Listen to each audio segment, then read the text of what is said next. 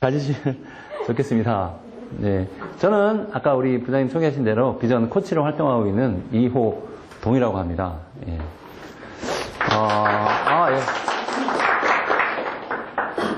예. 옛날에는 이름 때문에 아주 콤플렉스가 있었습니다. 예. 그래서 정말 부모님이 싫었고 제 이름을 지어주신 할아버지가 싫었는데 요즘은 굉장히 감사하게 생각을 하고 있습니다. 제가 이런 일을 하다 보니까 학생들이 제 이라는 이가 성은 몰라도 이름은 절대 잊어먹지 않더라고요. 그래서 나중에 저를 만나서 강호동이라고 할지언정 이름 자체는 기억을 해주니까 굉장히 플러스가 되는 것 같습니다. 그래서 학생들을 만나면 항상 이런 컴플렉스 이야기 나올 때 제 이름을 이야기해 줍니다. 네.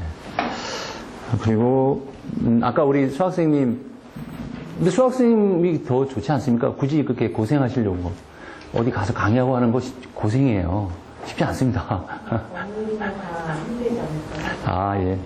제가 그냥 농담을 드린 말이고요. 저랑 어떤 공유되는 부분이 굉장히 많으신 것 같아서, 제가 비전 코치 하면서 이제 학교에 워크샵을 이제 주로 많이 하고 있는데, 지금까지 한 게 한 50개 정도 학교 되는 것 같아요. 중학교, 고등학교, 대학교 다 합쳐서, 네, 정도 워크샵을 했고, 워크샵 보통 이제 하루 내지 1박 2일, 주로 1박 2일 하고 비전 특강을 많이 했는데요.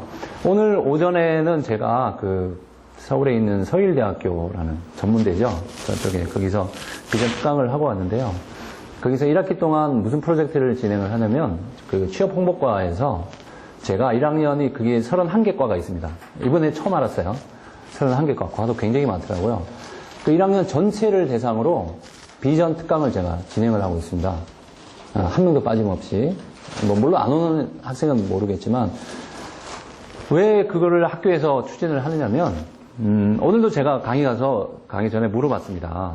1학년 새내기인데 들어와서 미래에 대한 꿈이 있느냐? 자신이 미래에 뭘 할지에 대한 생각을 구체적으로 해본 적이 있느냐? 라고 물어봤더니 정말 전멸이에요, 전멸. 한 명도 없었습니다. 그래서 그냥 시험 봐서 대학 오고. 근데 이런 게 두 분 이제 선생님 계시지만, 학교 따라 이제 편차는 물론 있습니다만, 대부분의 어떤 그런 학생들이 그런 쪽에 대한 생각이나 그런 게 많이 없더라고요. 그래서 저는 좀 더 이제 그런 학생들을 볼 때마다 사명감을 가지고 이렇게 하고 있는데요. 오늘 제가 그런 비전, 여러분들도 아까 이야기 몇 분 들어보니까 에너지가 좀 다운되시고, 네, 비전이 뭔지 다시 한번 회의해 들고, 그죠? 네, 저도 그런 좀 많이 있으니까요. 네, 그런 거 한번 기운을 좀 얻어가실 수 있는 그런 시간이 됐으면 좋겠는데, 일단 비전이 뭔지, 그리고 비전이 왜 필요한지, 잠깐 학생들에게 왜 비전이 필요한지, 그 다음에 그 이후 시간에는 시간이 허락되는 한 제가 이제 프린트물도 준비해 왔는데요. 여러분 본인의 비전을 한번 찾아보는 그런 시간을 가지도록 하겠습니다. 그래서 요거는 시간이 길어야 되겠지만 여기 앉아 계신 분들은 워낙 훌륭하신 분들이라 짧게 말씀을 드려도 하실 수 있을 것 같아요. 전체는 아니라도 몇 가지만 하면 조금 본인의 어떤 비전을 찾을 수 있지 않을까. 왜 제가 이런 준비를 했냐면 비전에 대한 필요성이라든지 이런 부분은 여러분 충분히 공감을 하고 계십니다. 근데 정작 내가 멘토로서 멘티들에게 비전을 어떤 그 멘토링을 하려면 나의 비전이 뚜렷해야 되는 거죠. 네. 이거는 제 홍보 영상이고요. 제일 잘 나온 사진으로다가만. 예. 이 사진은 1월 달에, 여기 불 꺼버리시죠, 선생님. 앞에 불만.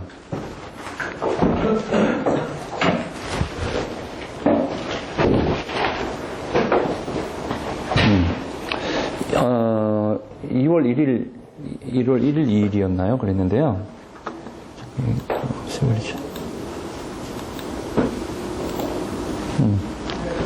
여기가 영재학교 학생들입니다. 영재학교. 영재학교가 제가 알기로 2개가 있는데, 부산 영재학교가 있고요. 대구에 영재학교가 있습니다. 여기는 이제 전국 모집단이죠. 중학교 때 성적표에 1, 2, 3 외에는 받아보지 않은 학생들. 그래서 그 학생들 2박 3일 동안 제가 이 친구들 데리고 그 비전 워크샵을 했는데요. 이 친구들하고 하면서 이제 놀란 게 하나가 있습니다. 그래서 뭐가 놀랐냐면, 저도 이제 비전에 대한 새로운 마인드를 가지고 왔던 그런 계기가 됐는데, 이 친구들의 꿈은 아주 뚜렷합니다. 네. 비전 워크샵을 할 필요도 없이 뚜렷해요. 그런데 문제는 뭐냐면 그 뚜렷한 꿈이 전부 자기를 향해 있어요. 자기를 향해 있습니다. 무슨 말인지 아마 이해되실 거예요. 근데 저는 비전 워크샵을 가든지 멘토링을 할 때 절대 그렇게 하진 않거든요. 물론 현실적으로는 그게 중요하죠. 본인이 잘 되고 이렇게 우선은 그렇지만 너무 개인주의로 흘러가 버리면 지금 뭐 사회가 우리 친구들이 학생들이 우리가 말을 하지 않아도 주위에서 듣고 배우는 것이 너무 개인주의잖아요. 그래서 저는 이제 비전을 하면서 가장 중요하게 생각하는 게 좀 이따가 나오지만 가치관 이런 걸 굉장히 중요하게 생각을 합니다. 내가 비전을 가지고 있는데 뚜렷한 목표의식을 가지고 있는데 그 목표의식 자체가 온리 나를 향만 있다 그러면 굉장히 문제가 있죠. 그런 생각이 굉장히 강하더라고요. 물론 굉장히 머리가 좋고 뭐 다른 집단에 비해서는 어떤 비전도 있고 하지만 그래서 그런 2박 3일 동안 그거를 이렇게 좀 이렇게 해주는 거가 굉장히 그 부분에 있어서 굉장히 힘들었는데요. 이 친구들은 조금 별도의 친구들이고요. 두 분 선생님 계신 학교는 어떨지 모르겠지만 제가 학교를 다녀보면 퍼센테이지가 자기 자신에 대한 뚜렷한 비전과 이런 걸 갖고 있는 친구들이 퍼센테이지가 그렇게 많지는 않더라고요. 또 설령 가지고 있더라도 예를 들면 여기 서초구, 이건 좀 저기죠. 저쪽 서초구 쪽에 유명한 중학교가 하나 있습니다. 서일중학교라고 있는데 거기서 제가 이제 교사 선생님 비전을 좀 우리 친구들 비전을 좀 해줘 그래서 딱 했더니 딱 직업이 3개로 그냥 비전이 딱 끝나더라고요. 판사, 검사, 의사. 딱 3개야. 근데 물어봤죠. 진짜 네가 판사, 검사, 의사 하고 싶어서 그랬더니 그 중에서 한 70%는 엄마, 아빠의 꿈이 들어가 있더라고요. 엄마, 아빠가 해라 그래서. 물론 중학생이니까 자신의 어떤 그런 가치 판단 기준이 아직은 좀 부족한 시기이긴 하지만 근데 너무나 뚜렷해요. 자기는 그걸 꼭 해야 되는. 그리고 나머지는 조금 이제 별나네 그러면 이제 한의사 그런 사람들, 교수 막 이런. 근데 그런 거 되고 싶은 목적은 온리 자기를 향해 있는 그런 부분이 있어서 좀 아쉬운 부분이 있었고요. 그래서 멘토링을 하실 때 뭐 제가 저한테 하는 얘기일 수도 있는데요. 자기한테만 향하는 비전이 아니라 이 사회를 향하는 드림트리의 멘토링하는 목적도 저는 그거라고 알고 있거든요. 우리가 또 이 멘토분들이 시간을 내서 하시는 목적도 아마 그런 부분인 것 같고요. 그래서 오늘 이제 모신 이유는 우리의 비전이 뚜렷해야 되겠다. 멘토들의 비전이 뚜렷해야 되겠다. 내 비전이 멘티가 그래서 멘토님은 비전이 뭐예요? 라고 물었을 때 뭔가 하나 딱 제시할 수 있는 그런 거 하나 정도는 있어야 되지 않을까. 그 자체가 내가 성공을 했건 성공을 향해서 걸어 나가고 있는 단계이건 간에 그건 중요하지 않다고 봐요. 같이 목표를 향해서 멘티랑 같이 걸어가면 더 좋은 거고요. 근데 그 목표가 어딘지라고 멘토가 뚜렷이 이야기를 해줘야만 멘토링이 되지 않을까라고 생각을 합니다. 그래서 오늘 뭐 그런 거를 충분히 가질 수 있는 시간을 한번 제가 만들어 보도록 하겠습니다. 그래서 제가 늘 비전에서 주창하는 건 뭐냐면 이제 비전은 생각만 해서 안 된다. 좀 이따 동영상도 보여드리겠지만 꿈을 꿈으로만 가지고 있는 것은 비전이 아니고 그냥 꿈일 뿐입니다. 그래서 이렇게 글로 써서 구체적으로 누구한테라도 보여줄 수 있는 그런 글로 쓴 구체적인 비전을 가지고 있어야만 정말 비전을 가진 비저너리라고 말을 할 수가 있고요. 궁극적으로는 멘티들도 여러분이 멘토링 하시는 멘티들도 짧은 시간 안에 어떤 정형화된 틀이 중요한 건 아니고요. 자신이 생각하고 있는 거를 이런 식으로 구체적으로 뭔가 글로 담아낼 수 있는 그러면 그 차후에는 멘토링이 굉장히 체크하기가 편하니까요. 맨날 만나서 지난 시간 뭐 했지? 네 꿈이 뭐더라? 뭐 이런 식의 또는 멘토링을 하면 좀 힘들겠죠. 아까 제가 서울대를 말씀드렸는데 그 서울대가 이번에 그렇게 교육을 하게 된 동기가 뭐냐면 작년에 그러니까 재작년이었죠. 더 정확하게 말하면 재작년에 예산을 1억 몇 천만 원을 들여서 전체 학생을 멘토링을 했습니다. 그러니까 좀 앞서 나갔죠. 그 학교가 2010년도에 멘토링 사업을 했으니까 그래서 서울에 있는 그때 혹시 한 대표님 하신 거 아니시죠? 그런 거 하시면 참 좋으실 텐데.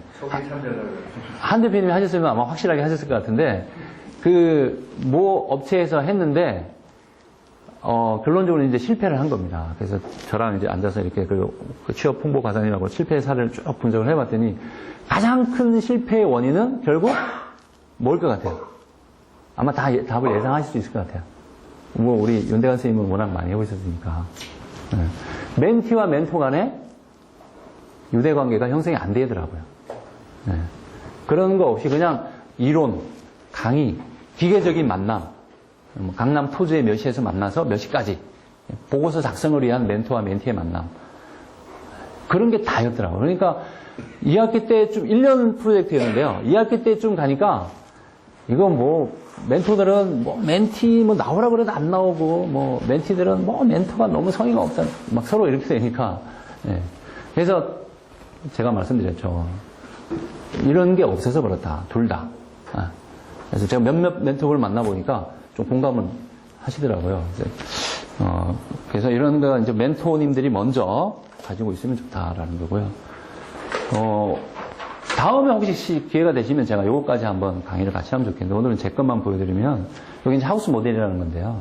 아시는 분은 아시겠지만, 저의 그 어떤 비전 앞으로의 꿈, 로드맵을 이렇게 한 장으로 딱 해서, 딱 표현을 하는데, 아마 누가 봐도, 저 사람은 앞으로 뭐 어떤 생각을 갖고 살아가고 있구나, 라는 걸 아실 수가 있을 겁니다. 맨 위에 보시면, 저의 이제 최종적인 꿈이고요. 최종적인 꿈이고, 예, 여기는 이제 중간 목표가 되겠고, 예, 실천하는 건데요.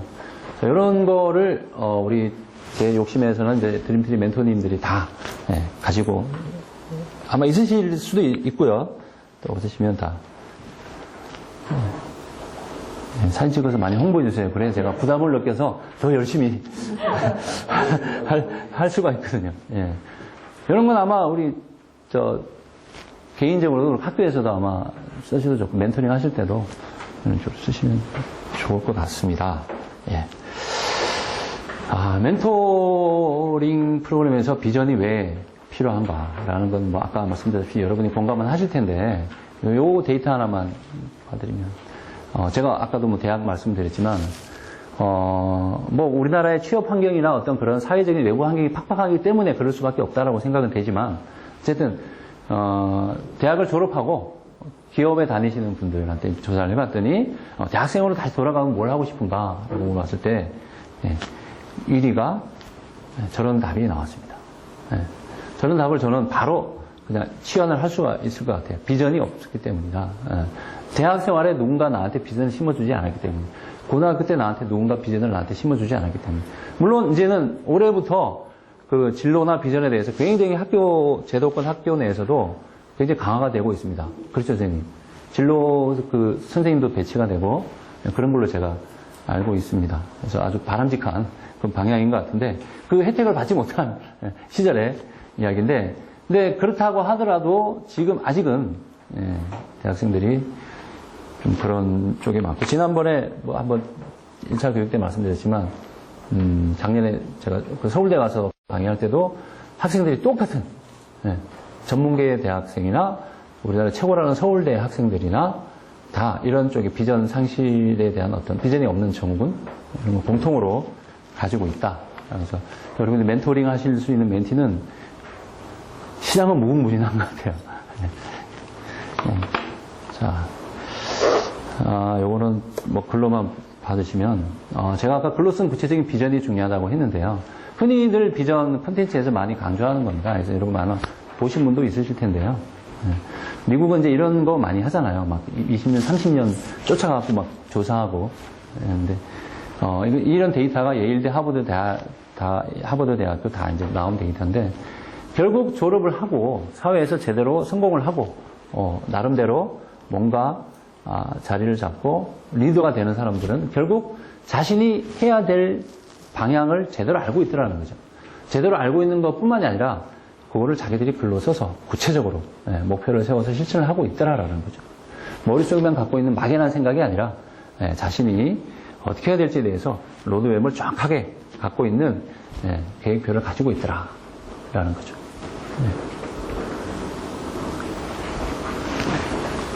그래서 아까 말씀드린 대로 멘토링 하실 때 멘토와 멘티가 이런 어떤 서로 구체적인 비전을 서로 공유한다면 조금 더 어떤 관계나 멘토링의 어떤 방법적인 강론에 들어가서 좀 더 도움이 될 수가 있을 것 같습니다. 그래서 우리 멘티들이 멘토링의 궁극적인 목적은 우리 멘티들이 이제 행복하게 자신의 꿈을 이룰 수 있게 해주는 거잖아요. 물론 우리 멘토들도 자신의 꿈을 이제 이뤄야 되는데요. 저는 이제 3단계가 있다고 생각하는데 일단은 꿈이 있어야 됩니다. 자, 꿈은 근데 어떤 꿈이 있어야 되느냐? 좋은 세계가 자기 머릿속에 많이 있어야 된다는 거죠. 너 꿈 가져. 너 꿈이 있어야 돼. 막 이러면서 부모님들이 너는 말이야 꿈도 없고 말이야 이러면서 맨날 학원만 뺑뺑뺑 돌려요. 자, 학원만 뺑뺑뺑 돌리면 머릿속에 좋은 세계가 들어가겠습니까? 그렇죠. 뭐 어디 가서 뭐 체험도 좀 해보고 뭐 그런 거 많지만 여행도 가고 이런 과정들이 결국은 자기 머릿속에 좋은 세계, 뭐 퀄리티 월드라고 하는데요. 그런 좋은 세계를 많이 집어넣는 과정이죠. 비전을 세우기 전에 이런 나의 꿈을 좋은 세계를 많이 집어넣어주는 과정이 중요합니다. 그래서 멘티들에게 막 짜내는 것보다 자연스럽게 반신사를 유도를 해서 같이 기회가 되면 제일 좋은 건 같이 다니고 같이 경험을 할 수 있게 하고 같이 이렇게 할 수 있게 하고 제가 대학에 가서 제안을 해서 지금 하고 있는 게 뭐냐면 1년에 4번 이상 무조건 전시회를 가라. 요즘 전시회 같은 게 굉장히 이벤트 페스티벌처럼 잘하거든요. 우리나라 킨텍스, 코엑스 얼마나 좋습니까? 무조건 교수님이 데리고 가라. 그래서 총장님이 가! 그러고 데리고 가야 됩니다, 교수님. 그거는 뭐냐면 거기 가서 뭔가 자기가 뭐 얻을 수도 있겠지만 좋은 세계에 들어가는 거거든요. 네, 꿈을 집어 넣어주는 거거든요. 그런 게 특히 우리나라 학생들한테 굉장히 중요한 것 같아요. 네, 좋은 세계를 많이 집어 넣어주는 거. 좋은 멘토의 모습을 많이 보여주는 거. 좋은 환경도 많이 보여주는 거. 그런 게 굉장히 중요한 거예요. 그 다음에 2번째 단계는 내가 꿈을 보고, 야, 요게 나랑 맞네? 난 요게 한번, 내 가슴 뛰는데? 이사님 부장님 봤더니 내가 가슴이 막 뛰어. 이런 가슴이 뛰는 어떤 일을 발견했다. 그러면 그걸 이제 글로 써야 되는 거죠. 구체적으로. 아까 제가 처음에 저의 글로 쓰는 구체적인 비전을 보여드린 것처럼 구체적으로 이렇게 글로 써야 되는 거고요. 그 다음에 당연하게 실천이 있어야 되지만 3단계는 중요한 건 이미지네이션 하는 게 정말 중요합니다. 내 꿈을 이루기 위해서는 항상 상상하는 모습. 올림픽에서 금메달을 따는 모습 막 상상한다. 이미지 트레이닝 한대잖아요. 태연 선수에서는. 굉장히 중요하거든요. 그래서 멘티들에게 옛날에 우리 부모님들은 그랬죠. 뭐 엉뚱한 상상하면 야단쳤잖아요. 근데 걔는 사실은 비전 꿈을 꾸고 있던 애였거든요. 그런 모습들이 중요하고요. 자, 그러면 이제 본격적으로 용의로 글로 쓴 구체적인 비전 쪽으로 한번 파고 들어가는데요. 자, 동영상 한번 보겠습니다. 소리. 여기 연결했는데. 이거 아니에요? 아하. 불이 안 들었죠?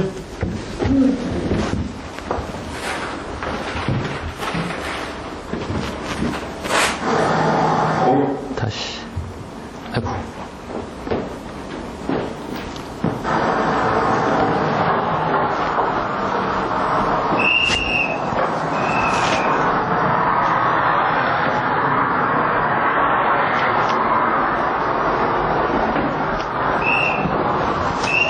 몸이 멋진다?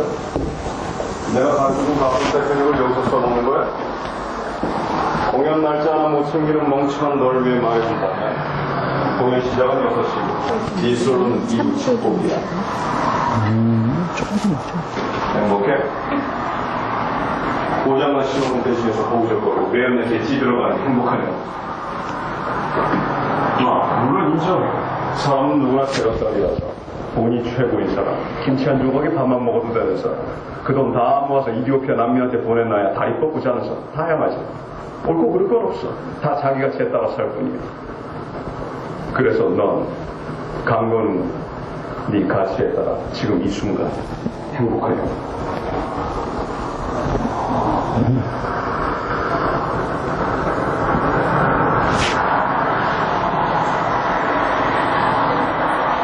하나만 물어보자. 지휘 배우고 싶다는 거. 배우고 싶었습니다. 근데 꿈은 왜 나를 겁니다? 꿈? 그게 어떻게 네 꿈이야? 움직이질 않는데. 그건 별이지. 하늘의 별이. 가질 수도 없는 시도조차 못하는 쳐다만 봐야 하는 게. 누가 지금 황당무계 별나라 얘기하지? 네가 뭔가 해야 될 거 아니야. 조금이라도 부딪히고 애를 쓰고 하다못해 계획이라도 세워봐야 거기에 네 냄새도 색깔이 좀 달라지는 거 아니야. 그래 네 꿈이라 말할 수 있는 거지. 아무거나 갖다 붙이면 다 네 꿈이야? 그렇게 쉬운 거면 의사, 박사, 변호사, 판사, 몸짱 다 갖다 네 꿈한테 왜? 꿈을 이루라는 소리가 아니야. 꿈이라도 해보라는 거야.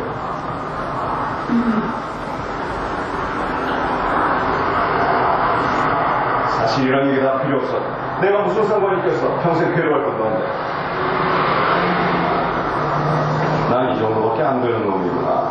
꿈도 없구나. 꾸지도 못했구나. 삶에 잡아먹혔구나. 평생 살면서 네 머리나 쥐어뜯어봐. 죽기 직전에 나 됐어야지.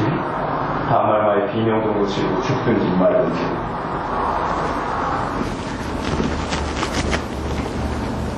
재밌게 보신 드라마죠. 배트맨 바이러스 한 부분을 제가 발췌를 했는데요. 꿈이 있는데도 불구하고 막 야단을 맞아요. 얼마나 억울하겠어요, 그렇죠?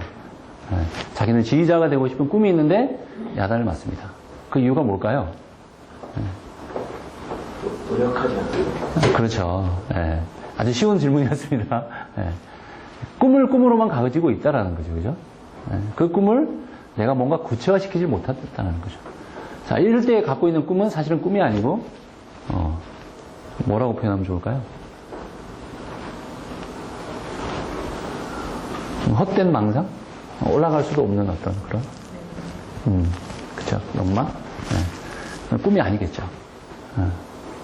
한번 그래서 서로 시도도 하지 않고, 뭐 그렇다고 이제 야단을 맞는데요.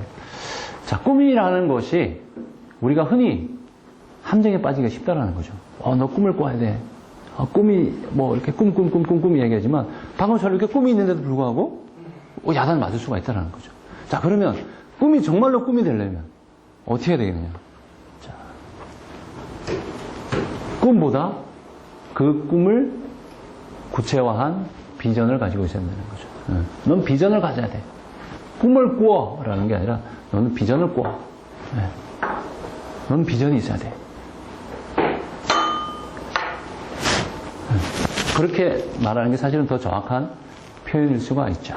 꿈은 내가 가다가 포기해도 아무도 뭐라고 그러지 않지만 비전은 내가 반드시 가야만 되는, 반드시 갈 수 있는 에너지가 생기는 그런 꿈에 조금 더 확장된 개념인데 무엇이 확장이 됐느냐? 여기 보시는 것처럼 자, 꿈에다가 데드라인과 코스트, 영어로 해서 죄송합니다만 저희 선생님들 앞에서 자, 데드라인은 뭐냐면 내 꿈이, 내가 생각하는 꿈이 그 꿈이 언제 이루어질지를 내가 알고 있다는 거죠. 내가 정하는 거니까. 그렇죠? 내가 주체적으로 정하는 거니까. 내가 생각하는 꿈이 언제 이루어질지. 자, 학생이면, 내가 어느 정도 성적을 올리겠다. 어디 학교를 가겠다. 뭐, 어떻게 진로를 정하겠다라고 했을 때, 각각 단계마다 내가 언제, 구체적으로 언제 이루어질지를 안다라는 거죠. 그게 그 꿈의 플러스가 돼야 된다는 거죠. 거기다가, 그것만 되는 건 아니고 코스트, 아까 실행이라고 했죠. 우리 뭐든지 만들 때 원가가 들잖아요. 그렇죠? 우리가 먹고 있는 샌드위치 그 공짜로 하늘에서 뚝 떨어진 거 아니잖아요. 그렇죠? 부스러기 사랑 나눔에서 예산을 지출해가지고 사오신 거잖아요. 그죠? 우리의 꿈을 이루기, 비전을 이루기 위해서도 마찬가지라는 거죠. 그래서 꿈에다가 언제까지 이루어질 건지에 대한 달성 시한이랑 그에 상응하는 노력을 했을 때 비로소 비전이 되고 그것이 진정한 꿈이라는 거죠. 자, 그래서 아까 말씀드린 것처럼 첫 번째 단계는 비전을 갖기 위한 첫 번째 단계는 좋은 세계에 많은 꿈이 내 머릿속에 들어와야 된다는 거죠. 자, 그러면 내가 짧은 시간 많은 곳을 갈 수는 없지만 내가 무엇인가 내가 생각했을 때 행복한 것을 되고 싶다는 생각을 많이 하면 많은 꿈을 꾸면 내가 똑같이 좋은 세계에 경험을 많이 한 거하고 똑같은 효과를 볼 수가 있습니다. 자, 첫 번째 단계는요, 꿈의 목록을 한번 작성해 보는 겁니다. 혹시 오늘 참석하신 멘토님들 중에서 꿈의 목록 갖고 계신 분, 요새 많이들 갖고 계시더라고요. 드라마 뭐 김선아 씨의 영향도 있고, 꿈의 목록 갖고 계신 분 있으신가요? 선생님은 예외. 지난번에 가셨기 때문에. 네. 혹시 꿈의 목록을 그때 쓴 것 중에, 달성한 게 혹시 있으신가요, 선생님? 조금 구체화는 된 것 같아요. 저는 계획만 있었는데 날짜가 네, 그렇게 답하시면 꼭 짜고 치는 것 같잖아요. 그건 그냥 계획만 잡고 있었는데 이제 날짜는 예. 4월 중순부터 네, 좋습니다. 어쨌든, 자, 꿈의 목록을 여러분이 한번 가져보자는 거죠. 자, 여기 나오는 사람은 누구냐면, 미국의 유명한 풋볼 코치인 류 홀츠라는 사람입니다. 미국에서는 그 대학 풋볼이 굉장히 유명한 그런 스포츠인데요. 자, 이 양반이 28살 때에, 시골 대학 코치로 있다가 팀이 해체되는 바람에 졸지 백수가 됐습니다. 백수가 돼서, 집에서 비둥비둥, 애는 셋 딸리고, 놀고 있으니까, 와이프가 보다 못해서 책을 한번 쭉 던져주고, 책이나 봐라. 책을 딱 봤는데, 그 책에, 너의 좋은 100가지를 적어봐라. 이 책이 지금 서점에도 있습니다. 너의 지금 처지나, 네가 갖고 있는 경제력, 시간, 상황, 전혀 생각하지 말고, 네가 죽기 전까지 하고 싶은 를 100가지를 써봐라. 하여튼, 백수가 갖고 있는 게 시간이잖아요. 그래서 열심히 쫙 썼죠. 그래서 쓰다 보니까 107가지가 됐네. 107개 딱 쓰니까 와이프가 퇴근을 했어요. 띵동 와이프가 들어왔어요. 그랬더니 백수가 오랜만에 자랑할 게 있잖아요. 그래서 와이프한테 자랑을 했죠. 여보, 내가 오늘 말이야 책을 봤더니 이런 게 있는데 그래서 100개 쓰려는데 107개 있었어. 자랑을 딱 했더니 와이프가 연필을 딱 들고 108 그러면서 한 줄 딱 적어줬습니다. 취직부터 해라 인간아. 라는 후문이 있긴 한데 어쨌든 자 107개를 썼는데 어떤 걸 썼느냐. 백수가 자 백악관에서 가서 대통령하고 식사를 한번 하자. 했으면 좋겠다. 그 다음에 이 CBS 투나잇 쇼라는 게 아주 유명한가 봐요. 거기에 내가 한번 게스트로 한번 나가보겠다. 교황님하고 커피 한잔 하면 좋겠다. 그리고 미국에서 가장 잘 나가는 그 풋볼팀이 노틀담이라는 도토 발음을 잘 모르겠는데 어쨌든 노틀담 대학교의 풋볼 코치가 되겠다. 우리로 치면 연세대나 고려대 축구나 야구 감독이 되겠다는 건 똑같은 꿈이었죠. 시골 코치가. 자, 이런 등등등등등등. 하늘에서 스카이 다이빙 하는 거. 이걸 썼습니다. 썼는데, 자, 38년이 지난 2004년에 103가지를 달성을 했더라라는 거죠. 혹시 이분 아시나요? 김수영이라고요. KBS에서 하는 도전 골든벨. 전문계고, 그러니까 그때는 실업계라고 그랬죠. 실업계 출신으로서 최초로 골든벨을 울렸던 그런 친구고요. 지금은 그 이후로 이제 연세대를 진학해서 하여튼 승승 장구해가지고 지금은 로얄 더치 쉘인가? 영국에 있는 세계적인 회사에 다니고 있는데요. 대학을 졸업하고, 암이 찾아옵니다. 암이 찾아와서, 이제 보통 그렇게 되면 뭔가 인생을 다시 한번 쫙 관조를 하게 되잖아요.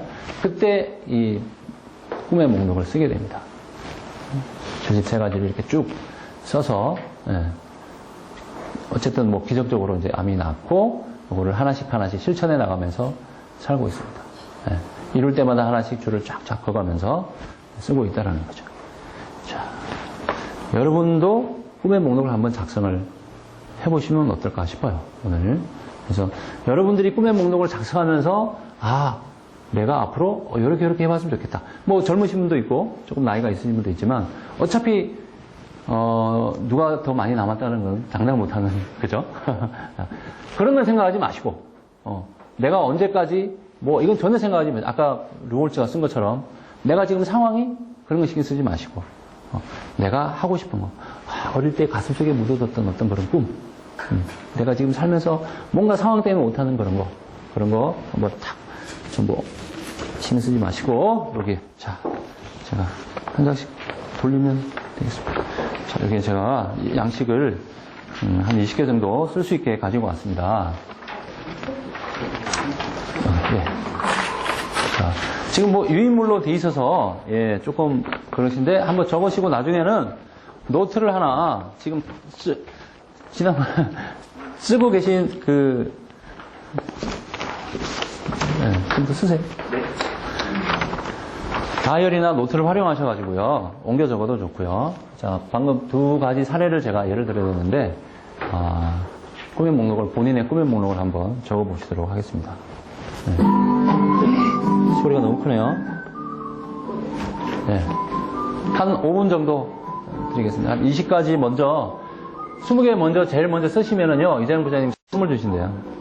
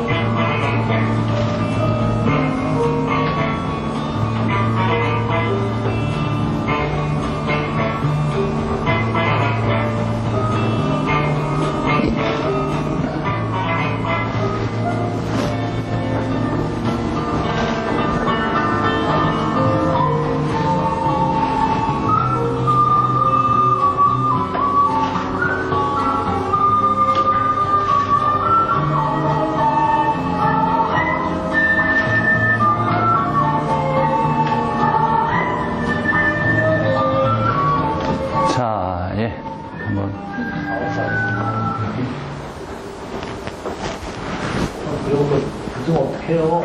찍으면. 네. 자, 못 다 적으신 건, 예. 오늘 또 돌아가시는 차 속에서 생각을 하셨다가 집에 가서 한번 써보시는데, 우리 선생님은 영어로다가 다 쓰신 것 같아요. 한번 선생님 쓰신 거 한번 발표 한번 해보시겠습니까? 맨날 학생들 발표시키다가 한번 읽어봐 주십시오. 예. 저희가 알아들을 수 있을지 모르겠지만 노력을 해보겠습니다. 네, 저 다들 보이겠지만 어쨌든 이루지 못한 거를 생각을 하면 저는 교수가 되고 싶습니다. 네. 네. 그래서 하기도 하고 했는데 이게 잘 안 돼요. 그래서 이제 일단 프로페서를 꿈꾸고 그 다음에 이제 저널리스트를 꿈꾸고 있어요. 그래서 글을 좀 쓰고 싶은 마음이 있어. 근데 뭐 이런 것도 있어요. 말하자면 그 시민이나 소설가로 들어가는 해서 책도 나왔고. 그다음에 또 하나의 꿈이라고 하면 이제 문제 같은 거 좀 일품 문제를 좀 하나 이쁘게 하고 싶고. 감기가 꿈이라면 이제 교감이나 교장을 거쳐서 만약에 프로페서가 아니면은 학교에서라도 그 정도 위치는 가야 되지 않을까 하는 그런 꿈을 갖고 있습니다. 나머지는 뭐 사소한 것들이고요. 네. 박수 한번 부탁드리겠습니다. 네. 네. 꿈이 반드시 이루어졌으면 좋겠습니다. 한 분만 더. 우리 멘토끼리 또, 멘토님들은 어떤 꿈을 갖고 있는지 한 분만 더 시험관 계산 해보도록 하겠습니다. 남자분이 하셨으니까 이번에 여자분이 한번. 선생님 한번 해보시겠습니까? 네, 한번, 예. 저는 그렇게 많이 작동이 있는데요. 일단, 이번에 저의 2012년 10월에 열공이고요. 열심히 공부하자. 일단 지금 다음 주에, 내일 모레 지도사 시험을 봐서 그동안 연수를 들었거든요. 그래서 그 녀석을 통과하면 자격증을 획득하고 통과하지 못하면 시험을 봐야 되는데 일단은 그 지도사 자격증을 지금 획득을 노력해 두고 있고요. 그래서 첫 번째 제가 2012년 들어오면서 세운 계획이라서 지켜가고 있고 그 다음에 이제 두 번째로는 제가 올해 봉사활동에 관심이 많아서 또 학생들이 그 자체적으로 봉사 동아리를 지도교사를 해달라고 해서 일단은 여러 가지 저 혼자만의 봉사활동을 여러 가지 하고 있었지만 구체적으로 봉사 지도자 그렇게 해야 되지 않을까 해서 나중에 그 양성 과정을 좀 공부를 하고 싶고요.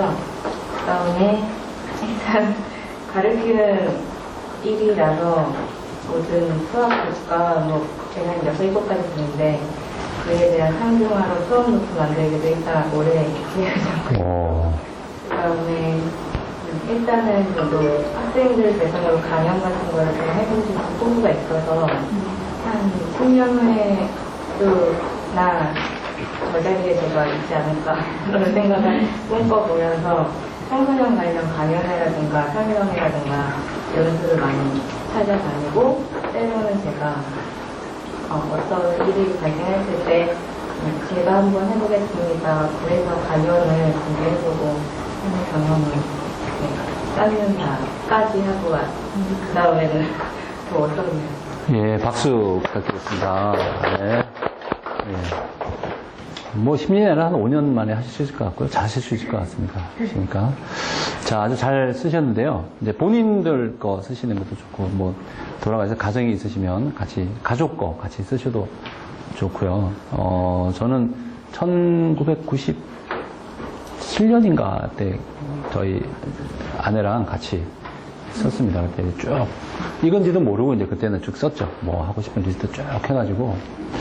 그거를 기회 되면 한번 오픈할 생각도 있는데 아직은 뭐 다. 근데 어느 날 딱 열어보니까 저희가 그쪽으로 가고 있는 거예요. 뭐 없어서 좀 신빙성이 떨어지는 그런 이야기일 수도 있는데 삼자가 듣기에는 그래서 깜짝 놀란 적이 있는데 그게 중요할 것 같고요. 자, 조금 더 팁을 드린다면은요. 이 꿈의 목록은 멘티들이 쓸 때 뭔가 설명은 이렇게 했지만 뭔가 쉽게 이룰 수 있는 것도 꿈의 목록에 추가가 돼야 된다는 거죠.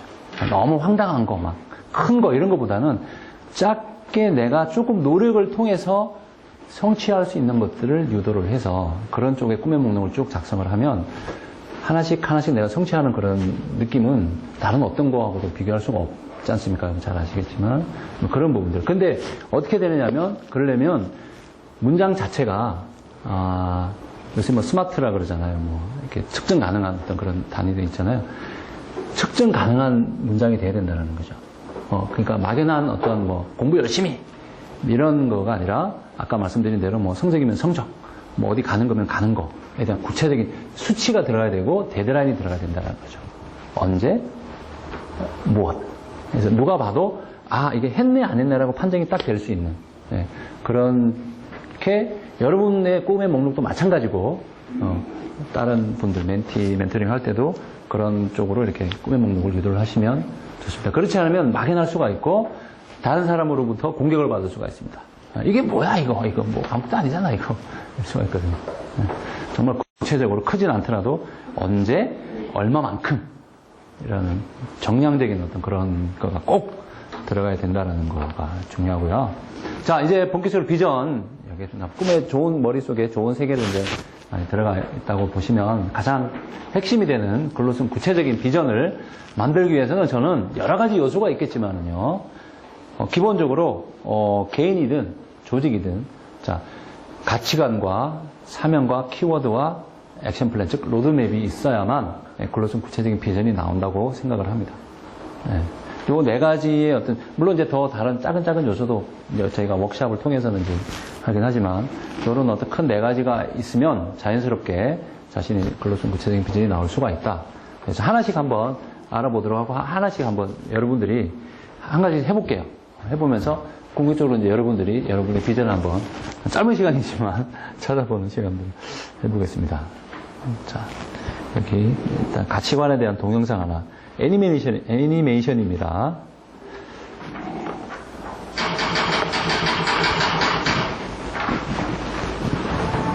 한국 전쟁이 한시했던 1951년 중국군의 침공으로 모든 사람들이 또다시 피난길에 오르고 있었습니다.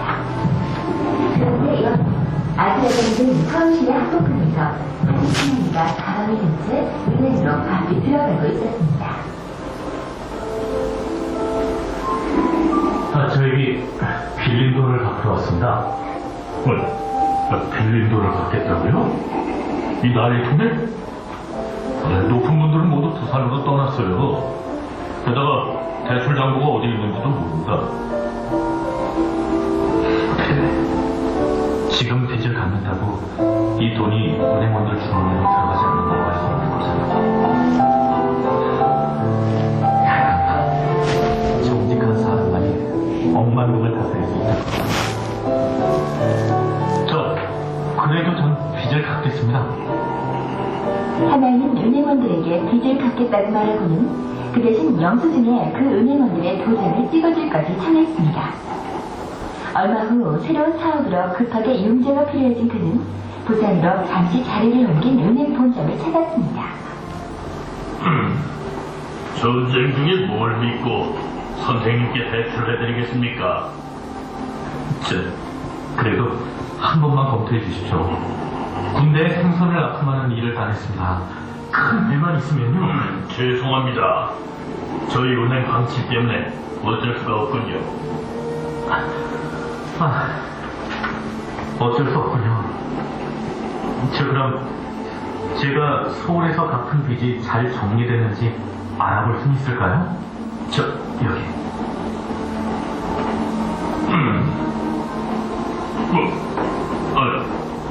이 영수증?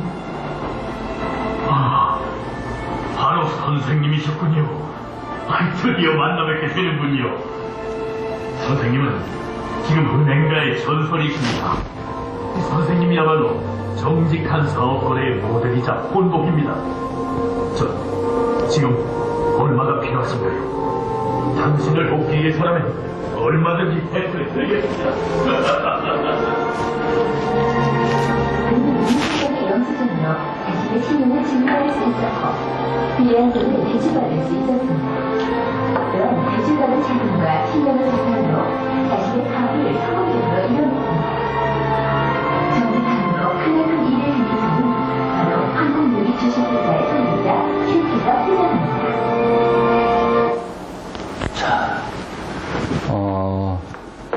한국유리를 설립하신 최태섭 회장님의 이야기였는데요. 자, 이분이 사업을 아주 크게 성공적으로 영위하신 가장 큰 이유는 본인이 항상 사업을 하실 때 정직했던 그런 가치관을 잃지 않고 있었기 때문이죠. 우리 윤 선생님, 가치관이 뭡니까? 저도 막 가치관 얘기하지만. 제가 생각하는 가치관은 네. 일단은 정직함, 그다음에 같이 하나 되는 거. 본인의 가치관. 예, 저의 가치관. 예. 좋습니다. 저는 이제, 가치관 자체의 어떤 단어가 갖고 있는 뜻이 뭔가요? 뭐라고 생각하세요? 제가 생각하는 가치관이라는 건 이제 개인적인 의미에서 개인적인 인생에서 있어서 어떤 거에 더 가중치를 두고 그걸 이제 비중 삼아서 실행해 나가고 전진해 나가는 실력을 방향을 주는 맞습니다. 정답인 것 같죠? 예, 박수 한번 주십시오. 저보다도 훨씬 더 정확한 설명을 해주셔서 제가 부연을 하지 않아도 좋을 것 같습니다. 감사드리고요. 그런 게 바로 가치관인데 굳이 비전에서 왜 가치관이 중요하다고 제가 강조를 드리냐면 아까 말씀드린 것처럼 비전인데 자기 안으로만 향하는 비전은 조금 지양을 해야 되겠다라는 거죠. 어떤 수준의 차이에 상관없이 자신의 어떤 비전이 사회를 위해서 어떤 공동선을 향한 어떤 그런 비전을 많이들 가지고 있을 때 우리 사회가 조금 더 밝아지고 우리가 이렇게 멘토링을 하고 멘토님들에게 모여서 공부를 하고 하는 어떤 멘토링하는 그 효과, 그런 보람 이런 것들이 느껴질 수가 있을 것 같아요. 가치관은 정말 무엇이 무엇보다 중요하다고 생각하는 건데 요즘 제가 워크숍을 학교 이렇게 쭉 다니다 보면 가치관에 대한 어떤 생각도 사실은 잘 없는 것 같고요. 그래서 자신이 가지고 있는 뚜렷한 가치관이 뭔지도 잘 모르더라고요. 아까 우리 윤 선생님 같은 경우에는 이제 본인이 워낙 생각을 하셨기 때문에 나오는데 혹시 여러분들은 나의 가치관은 이런 거야 라고 딱 말씀하실 수가 있나요?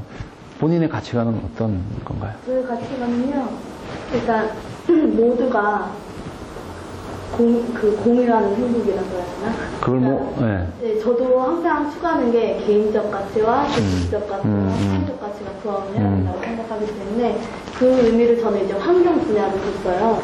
그래서 이제 환경 안에서 이제 환경이라는 것은 우리 인간 생활이나 환경도 그럼 가치관이 될 수가 있겠네요. 네, 그렇죠? 생태계적인 전반적인 바탕이니까 그렇죠. 그게 기본적으로 서야 돼요. 가치관은 이렇게 단어 하나로 표현되면 좋습니다. 어떤 단어로 짧게 환경. 그러면 저거는 환경을 굉장한 가치관으로. 다른 예를 들어서 환경과 다른 것들이 대립이 됐을 때 우리 스님 같은 경우에는 환경이 우선순위도 되겠죠. 그죠? 자신의 가치 판단의 기준이 환경이라서 꾸준히 자신의 길을 갈 수가 있는데 만약에 그런 게 없다. 그러면 고민하다가 말겠죠. 우리 아이들이 그렇거든요. 지금 뚜렷한 자기만의 가치관이 없어요. 생각할 시간도 없었고 누군가가 생각하라고 말도 안 해줬고 또 그런 거는 쓸데없는 거 생각하지 마라고 어떻게 보면 분위기가 돼 있는. 제가 생각할 땐 그렇습니다. 물론 뭐 동의하시지 않은 분도 계시겠지만 그래서 어떤 어려움이 처했을 때에 고민이 생기고 판단을 못하는 거죠. 그래서 친구한테 의존하거나 그냥 정체불명의 인터넷에 의존하는 그런 폐해가 생기는데요. 그래서 저희는 워크숍에 가면 이런 가치관 체크 매트릭스라는 걸 한번 활용을 합니다. 가치관을 찾아보는 건데요. 아까 제가 환경이라고 이렇게 단어로 제가 말씀을 드렸는데 이런 것처럼 하나의 단어로 나의 가치관을 표현할 수가 있을 겁니다. 그렇죠? 여기 나오는 것처럼. 여기는 뭐 샘플이지만요. 그래서 요거 매트릭스 뒷면에 보시면 다 펼치셨나요? 뒷면에 보시면 제가 그렇게 인쇄를 해놨는데요. 자, 요것도 한번 아주 간단한 건데 이런 가치관뿐만 아니라 다른 여러 가지 활용이 가능하실 겁니다. 아마 제 설명을 드리면. 자, 난 가치관을 모르겠어. 근데 뭐 이러이러한 것들 중요하다고 생각을 해. 근데 그래도 나한테 가장 그래도 중요한 걸 하나 뽑아내야 되겠지? 내가 생각을 해야 되겠지라고 생각하면 그럼 어떤 게 1순위일까? 라고 생각하면 여러 가지 많았을 때 내가 하나는 하기 힘들지만 두 개 중에 하나씩 골라 나가다 보면 최종적으로 남는 거 이런 걸 1등으로 이제 나의 가치관으로 삼을 수 있다라는 이제 이론에서 근거해가지고요. 자, 요 매트릭스를 한번 활용을 하시는데, 자, 이쪽에 보면 세로 줄이 있습니다. 세로. 그 빈칸이, 여러분 갖고 있는 빈칸이잖아요. 빈칸에는 순서에 상관없이 내가 중요하다고 생각하는 가치관을 쭉 적는 거죠. 지금 내가 뭐가 제일 중요한지 모르겠지만, 이것도 중요하고 저것도 중요하고 중요할 것 같아. 쭉쭉쭉쭉쭉. 순서에 상관없이 일단 쫙 적습니다. 예, 적고, 개수는 다 채우지 않으셔도 좋습니다. 예, 요거 적고, 그 다음에 똑같은 순서로 이쪽 가로줄을 적습니다. 이 순서대로, 다른 순서대로 그대로 적습니다. 일단 적고 나서, 뭐 금방 아마 간단하게 이해하실 수 있을 텐데요. 자, 이제 비교를 해 나가기 시작하는데, 여기 파랗게 생겨 있는 계단 같은 쪽 아랫부분은 신경 쓰지 않으셔도 좋습니다. 요 부분만 내가 체크를 하는데요. 자, 방법은, 자, 하나씩 비교를 합니다. 그래서, 자, 세로줄에 있는 것과 가로줄에 있는 가치를 비교를 하는데요. 자, 항상 기준은 세로입니다.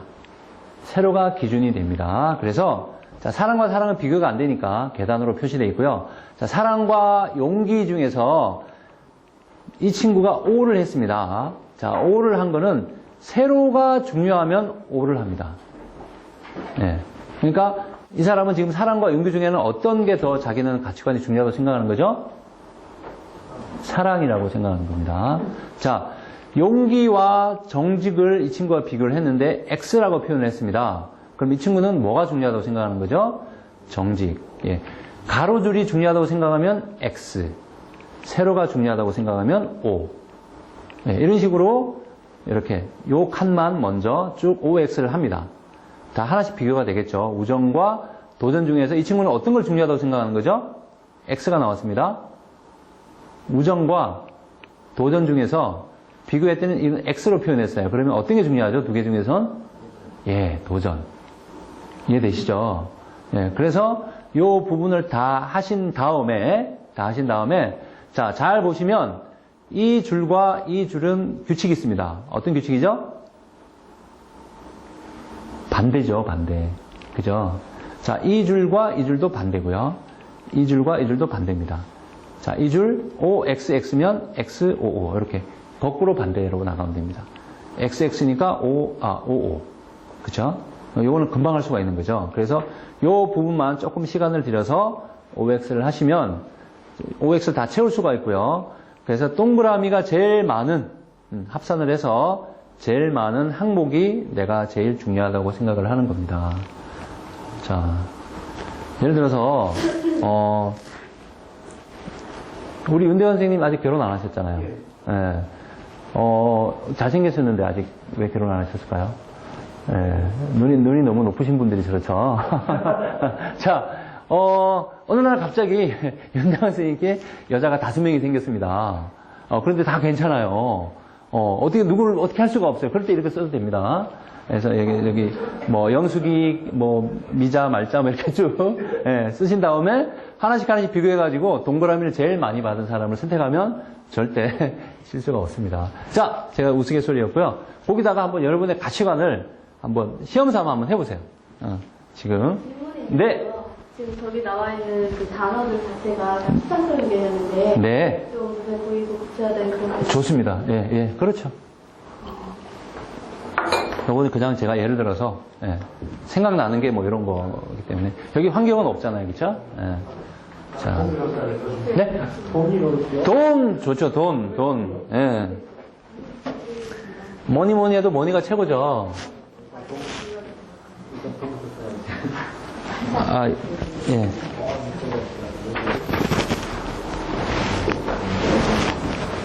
한번 자신의 가치관을 한번 체크해 보세요.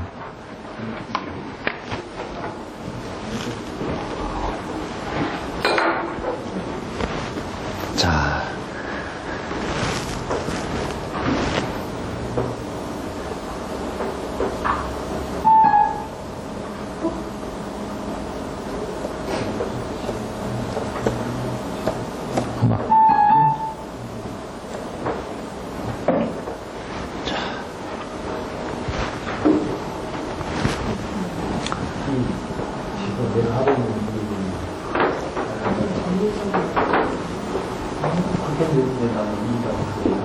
자, 방법을 다 아셨죠? 요거는 여기서 넘어가겠습니다. 예, 여기는 뚜렷한 그 가치관이 있기 때문에 방법은 아시겠죠? 예, 해서 여러 가지로 활용할 수 있는 매트릭스입니다. 그래서 그거는 참고로 제가 드렸고요. 근데 학생들은 이거를 하면 생각보다 어려워하면서도 굉장히 그 뿌듯해하는 그런 과정을 많이 봤습니다. 예. 자, 그 다음에 동영상 하나 더 보겠습니다. 1875년 미국 남캐롤라이나 주에서 흑인 노예부부에 딸로 태어난 메리 베튼이 곰을 간직하게 된 것은 15세기였습니다.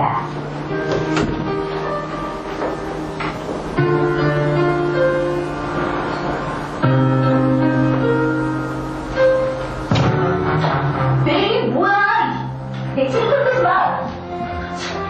읽지도 못하는 주제 어딜 감히 책에다 손을 대는 거야? 다른 것이 흔히 단들과 개인 아이들을 근본적으로 다른 종류의 인간으로 구분하게 기준이구나. 그래 배워야겠어. 그래.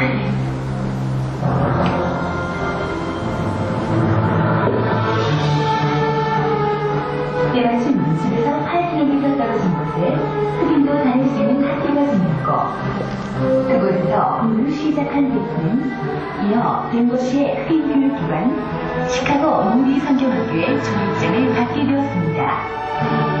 난 흑인 소녀들에게 글을 가르치겠어. 그것이 나에게 주어진 소명이야. 졸업 후 메리 베트는 플로리다주의 데이토나 비치로 달려갔습니다. 당연히 흑인 학교를 직접 사례하기 위해서였지요.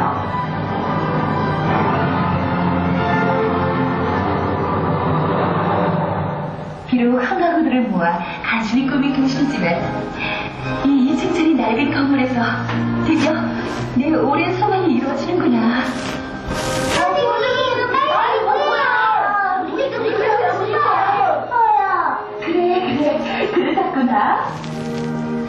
교실로 쓴 허름한 건물을 빌렸을 때 메리 베튼에게 남은 돈은 단돈 $1 50센트였습니다. 더욱이 개교 첫날 수업을 받으러 온 학생은 겨우 5명이었습니다. 과연 이야기의 끝은 어떻게 될까요? 그녀가 세운 학교가 개교 50주년을 맞이했을 때 낡고 초라한 2층짜리 건물은 36 에이커의 캠퍼스에 19개의 빌딩을 갖춘 베튼 콘원 대학으로 변해 있었으며 5명에 불과하는 학생은 1,300명이 넘게 되었습니다. 지금도 수천 명의 소녀들이 이곳에서 배움을 했대. 즉, 베튼의 꿈이 아니었으면 도저히 생각할 수도 없었던 밝고 희망찬 삶을 맛보고 있습니다.